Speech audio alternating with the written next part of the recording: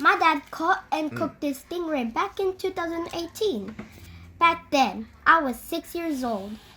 Dad, tell them how you cooked it. Okay, Liam. I cooked it in a sambal sauce that I put together. I then wrapped it in banana leaves and threw it in the barbecue. I can't remember for how long, but I think it was quite a while. It steamed itself and voila, that's what you had. Great, thanks, Dad. Well, good, buddy.